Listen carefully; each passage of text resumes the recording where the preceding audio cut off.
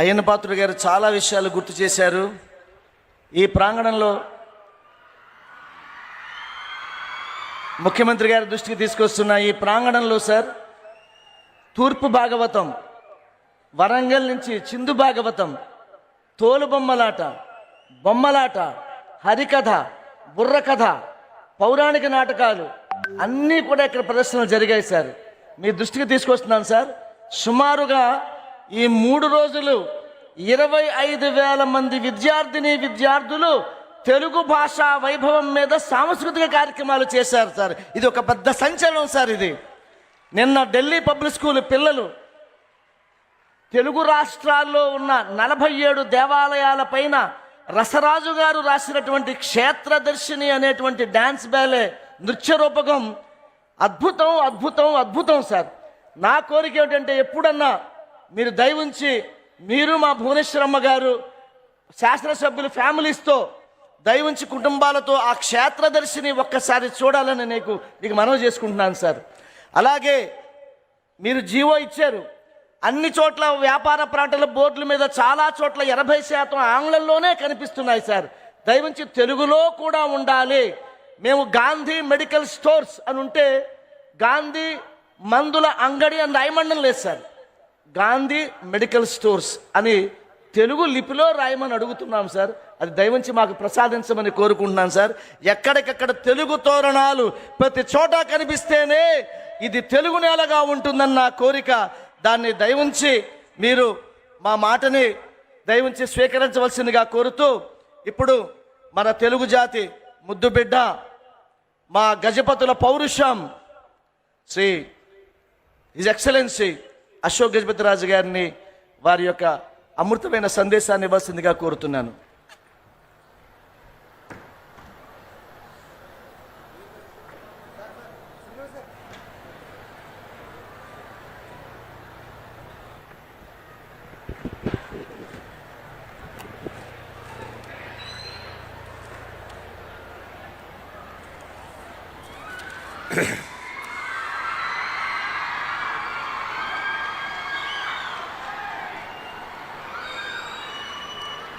తెలుగు ప్రేమికులందరికీ నా నమస్కారాలు.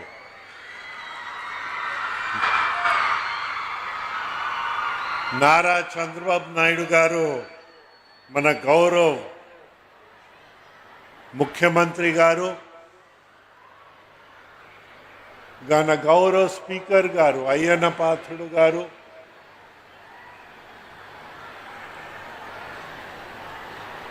మన స్థానిక ఎంపీ, ప్రస్తుత కేంద్ర మంత్రి, చాలా ముద్దుగా నవ్వుతున్నారు, చంద్రశేఖర్ గారికి, బుల్సు శివశంకర్రావు గారికి, మొహమ్మద్ నసీర్ అహ్మద్, మన గౌరవ శాసనసభ సభ్యులుగా ఆయనకి, గజల్ శ్రీనివాస్ గారు, ఆయన చాలా కష్టపడ్డారు. మనకందరికీ ఒక వేదికపై తీసుకురావడానికి ఆయన పడిన శ్రమ అంటే తెలుగు పదం నేనే మర్చిపోతున్నాం. ప్రేజ్ వర్ది అని మనం ఆంగ్ల భాషలో అంటాం. అభినందనీయం అంటే మా తెలుగు అలా తయారైందన్నమాట. మనం కనుక్కోవాల్సి వస్తుంది ఆ భాషని మనం ఎలాగా ప్రజల ముందని పెట్టాలని. ఒక విధంగా చెప్పాలంటే ఈనాడు మన ఘన చరిత్రని మనం మర్చిపోవడానికి ಹೆಚ್ಚು ఆస్కారాలు మనకందరికీ కనిపిస్తూ ఉన్నాయి. ఎందుకంటే మన ఘన చరిత్ర వల్ల వచ్చే మానవ విలువలు మన భావితరాలకి అందించడంలో కాస్త వైఫల్యం చెందాం ఏమో అని ఒక అనుమానంగా ఉంది. మనకు అందరికీ కోరికలు ఉన్నాయి. తెలుగు భాష ఉండాలి, తెలుగు సంస్కృతి ఉండాలి. తద్వారా మనకి భారతీయ విలువలు ఎలా పెరిగాయో అవన్నీ భావితరాలకి అందించాలని మనం అందరూ అనుకున్నా ఆ కోరికల్ని కార్యరూపంలో ఎలా దాల్చాలి అది మన అందరి ముందన ఒక పెద్ద సమస్యగా ఈనాడు నిలబడ ఉందని నేను అనుకుంటా ఉన్నాను. ఇప్పుడు కార్యరూపం దాల్చడము ఒక మనిషికి మనం అప్పచెప్పడం కాదు, మన అందరికీ ఒక పాత్ర ఉంటుంది. ఆ పాత్ర మనమందరం నిలబెడితే మన తెలుగు భాషకి న్యాయం చేసిన వాళ్ళు అవుతామో. నందమూరి తారక రామారావు గారు అనుకున్న నిలబడే ఆ విలువల్ని మన భావితరాలకి మనం అందించిన వాళ్ళు అవుతాము.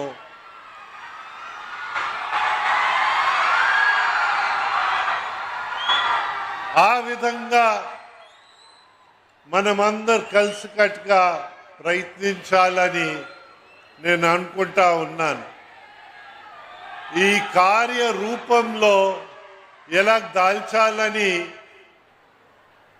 మేము మిత్రులు అయ్యన్న పాత్రుడు గారితో మాట్లాడినప్పుడు వారు శాసనసభలో ఈ కార్యరూపం ఎలాగా అని, ఎందైతే మనం ఏదో ఘన చరిత్ర ఉందంటే అందరికీ తెలుసు ఘన చరిత్రే, కానీ భావితరాలకి అందించడం ఎట్లా? అయ్యా మీరు సెల్ ఫోన్లు మానేయండి అంటే వారు మానేరు. ఆధునికకరంగా వారు వెళ్తూనే ఉంటారు. ఇలాంటి యుగంలో ఆ విలువలన్నీ మనం ముందు తీసుకెళ్ళాలి.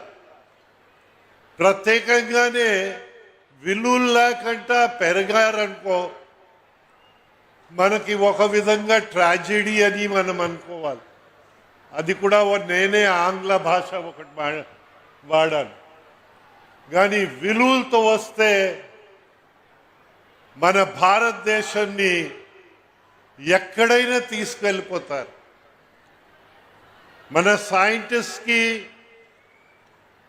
ఏమాత్రం కరువు లేదు, వీళ్ళకి ఏమాత్రం కరువు లేదు.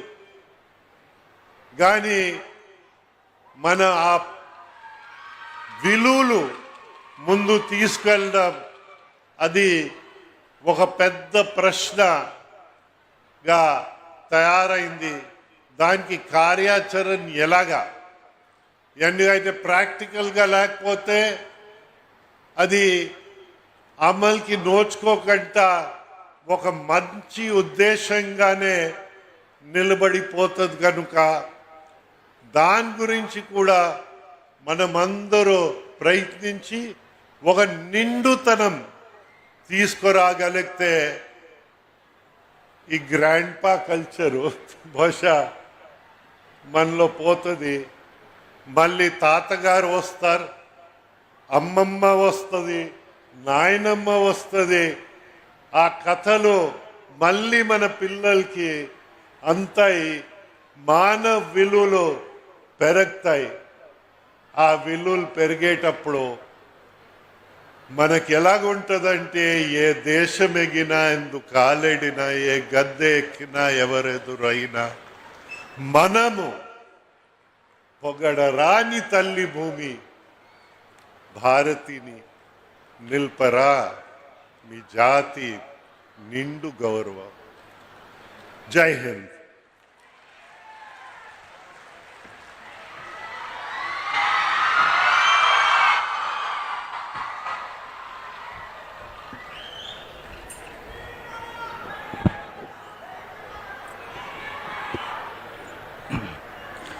ధన్యవాదాలు అశోక్ గజపతిరాజు గారు. మేము మాట్లాడే తెలుగు వింటుంటే మాకేదో మామూలుగా ఉంటుంది సార్, కానీ మీరు మాట్లాడుతుంటే ఆ తెలుగుకి ఇంత సోయగం ఇంత వయ్యారం ఉందా అనిపిస్తుంది సార్. ఆ మీరు పలికే ఆ ఉచ్చారణ అది చాలా హాయిగా ఉంటుంది సార్. మా ముఖ్యమంత్రి గారికి ఒక విషయం చెప్పాలి సార్. మిమ్మల్ని నేను చాలాసార్లు మన తెలుగుదేశం పార్టీ వాళ్ళు పిలిస్తే, నేను ఏ పార్టీలో లేకపోయినా ఒక గాయకుడిగా నన్ను పిలిచినప్పుడు నేను చాలాసార్లు పాడాను సార్. మీ ఎదురుగుండా పాడాను, కేఈ ప్రభాకరు, ఉమ్మారెడ్డి వెంకటేశ్వర, చాలామంది పిలిస్తే నేను అన్ని చోట్లకి వెళ్ళి పాడాను సార్. మిమ్మల్ని నేను చాలాసార్లు కలిశాను సార్. కానీ మీరు ఎప్పుడూ గంభీరంగా ఉంటారు, మీరేమో నవ్వరు, మాకేమో టెన్షను.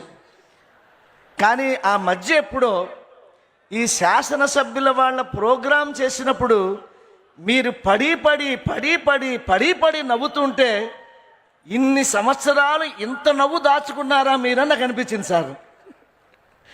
ఆ రోజు మీరు పసిపిల్లాళ్ళలాగా నవ్వుతుంటే అది మీ అమ్మగారు చూసి ఉండుంటే, ఆహా నా బిడ్డ ఎంత గొప్పగా నవ్వుతున్నాడు అనిపించేది సార్.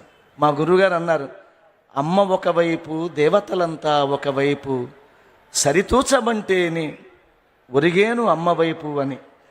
అంత గొప్ప నవ్విచ్చిన మీ అమ్మగారి పాదాలకి నమస్కారం పెడుతున్నాను సార్. మీరు ఎప్పుడు అలా నవ్వుతూనే ఉన్నాను సార్.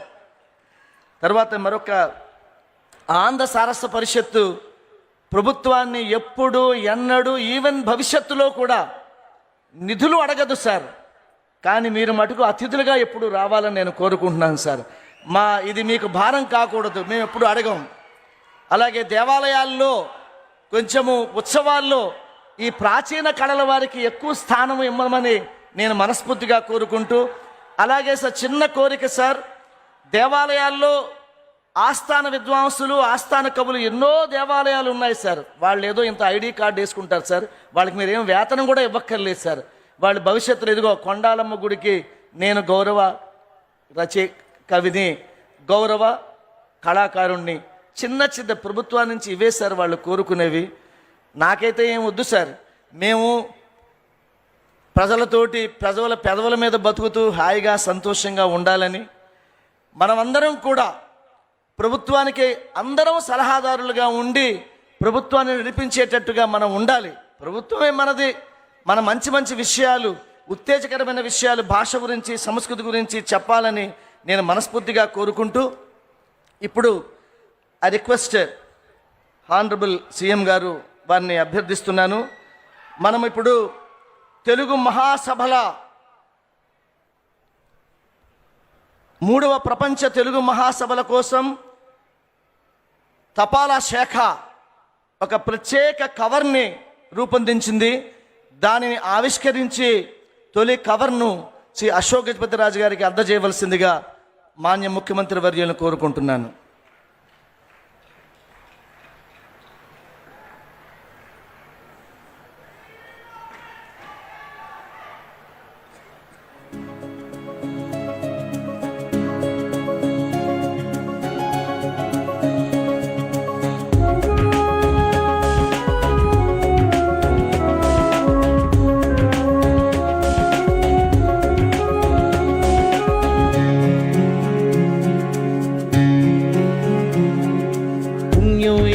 చేసే ఉంటావు తెలుగు గడ్డపై పుట్టవురా, అమృతమేదో తాగే ఉంటావు ఆంధ్ర భాష నీదయ్యరా. పుణ్యం ఏదో చేసే ఉంటావు తెలుగు గడ్డపై పుట్టవురా, అమృతమేదో తాగే ఉంటావు ఆంధ్ర భాష నీదయ్యరా. ఆతిథ్యం నీ అవతారం, ఆవకాయ నీ మమకారం, యాసలెన్నో నీ ఆభరణం, అమ్మ భాషే నీ స్మరణం. తెలుగోడివిరా నువ్వు తెలుగోడివిరా, తెలుగోడివిరా నువ్వు తెలుగోడివిరా. పుణ్యం ఏదో చేసే ఉంటావు తెలుగు గడ్డపై పుట్టవురా అమృతమేదో తాగే ఉంటావు ఆంధ్ర భాషనేదయ్యరా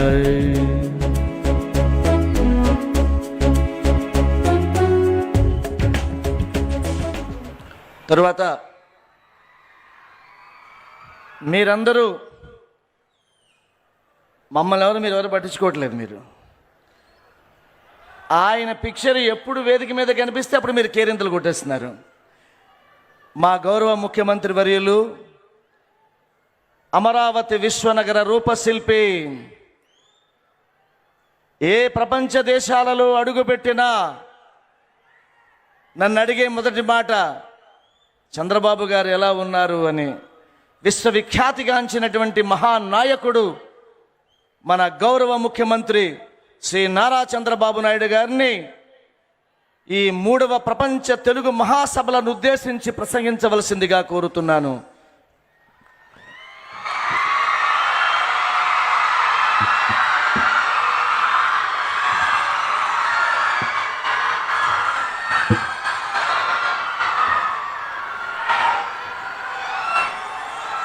కవులు గురించి టెంపుల్స్కి ఏం పెట్టాలని మీ ఉద్దేశం? కవులు ఉన్నారు కదా సార్, కవులు గాయకులకి వాడికి పారితోషికం ఎక్కువ సార్. మన ఆస్థాన విద్వాంసులుగా మ్యాక్సిమం కవుల్ని ఆస్థాన విద్వాంసులు. ఆస్థాన విద్వాంసులుగా ఆస్థాన కవులుగా యా మంచి దేవాలయాల్లో కూడా వాళ్ళకి కూడా ఎక్కువ కార్యక్రమాల్లో వాళ్ళకి అవకాశాలు ఇప్పించాను సార్. వాళ్ళకి యా బస్సుల్లో కూడా వాళ్ళకి ప్రోగ్రామ్స్కి వెళ్ళినప్పుడు వాళ్ళకి కొంచెం రాయితీ ఇప్పించాను సార్. వాళ్ళకి ప్రోగ్రామ్స్కి వెళ్తున్నాను సార్. నాటక పరిషత్తులకి వాళ్ళకి ఆర్టీసీ గారికి చెప్పాను సార్. మీతో ఓకే తప్పకుండా.